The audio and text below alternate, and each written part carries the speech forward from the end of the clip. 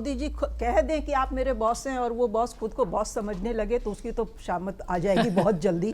ये एक सच्चाई है जिससे कि कोई इनकार नहीं कर सकता है। तो ठीक है, वो स्वागत भाषण था। और एक कॉमिक भी चल रहा था कहीं कि वो तुम्हें बॉस कह दे रहे हैं लेकिन तुम बॉस समझेगी गलती। वही मैं कह रही हूँ कि अगर वो समझने लगे खुद को बॉस तब तो वो ज़्यादा दिन तक रह नहीं पाएंगे अपनी गद्दी पे।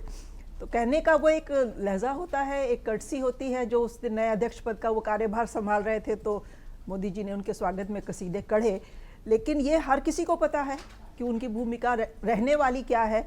वो मोदी जी और अमित शाह के सामने हर चीज़ में नतमस्तक ही रहने वाले हैं और उनके ही कहने पे वो आगे अध्यक्ष का ठप्पा लगाने वाले हैं, इसमें भी कहीं कोई दो राय नहीं है।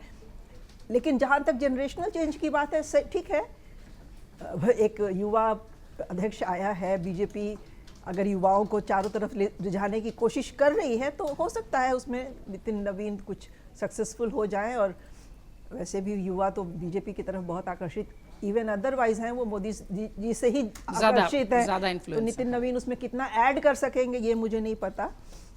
तो कोई उसका पॉलिटिकल बहुत बड़ा मैसेज जा रहा हो मुझे नहीं लगता है। एक बहुत लिमिटेड, जैसे एक इकोनॉमिक्स में एक टर्म आता है लिमिटेड पर्पस व्हीकल।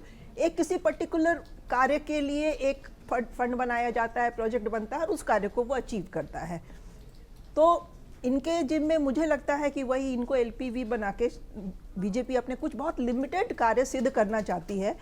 जैसे कि बंगाल का चुनाव हो गया।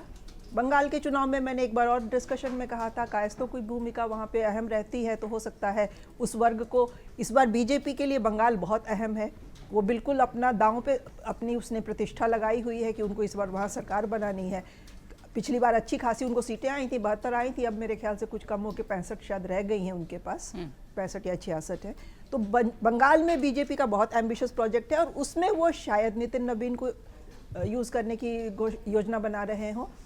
इसके अलावा बहुत ज़्यादा कुछ उसका यूटिलिटी आगे मुझे दिखाई नहीं दे रही है। असम है, तमिलनाडु है, केरला है, हर जगह असम में बीजेपी की हिमंता की वजह से थोड़ी डावाडोल है पोजीशन, लेकिन उसमें नितिन नवीन कितना सहायक होंगे मुझे नहीं पता, उनका वहाँ पे क्या इन्फ्लुएंस रहने वाला है।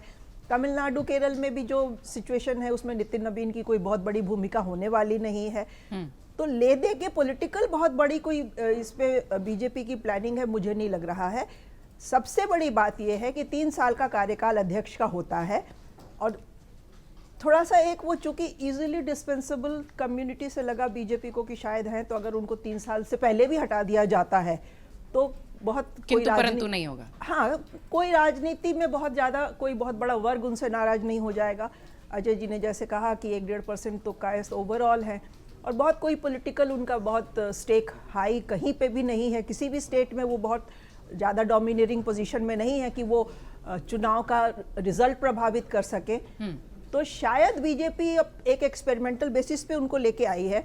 कोई उनका चमत्कारिक या कोई एक ऐसा होता है ना जो करिश्मेटिक पर्सनालिटी हो। नितिन नवीन 37 दिन के बाद उनको कार्यकारी अध्यक्ष के बाद पूर्ण अध्यक्ष बनाया गया, तो उस बीच में उनके कोई बयान, कोई ट्वीट, कोई ऐसी मैसेजिंग हमें नहीं दिखाई दी जिससे कि लगे कि अरे वाह बीजेपी अध्यक्ष ने ये कहा। तो वो बेसिकली अमित शाह मोदी जी की बातों को दोहराते हैं, रीट्वीट करते हैं। तो ले दे के बीजेपी एक एक्सपेरिमेंट कर रही है। अगर उनके आगे 3-4 चुनाव में उनके हिसाब से सफलता नहीं मिलती है तो वो आराम से 3 साल या 3 साल से पहले भी इनको रिप्लेस कर देंगे, अगले चुनाव से पहले तो डेफिनेटली कर देंगे, लोकसभा चुनाव से पहले। तो ये एक प्रोजेक्ट है, उसमें ये एक्सपेरिमेंट किया जा रहा है। बीजेपी देखें उस एक्सपेरिमेंट में कितना होती है कामयाब। अगर आप ये वीडियो YouTube पर देख रहे हैं तो हमारे चैनल को सब्सक्राइब कर बेल आइकन दबाएं और Facebook पर देख रहे हैं तो हमारे पेज को लाइक करें।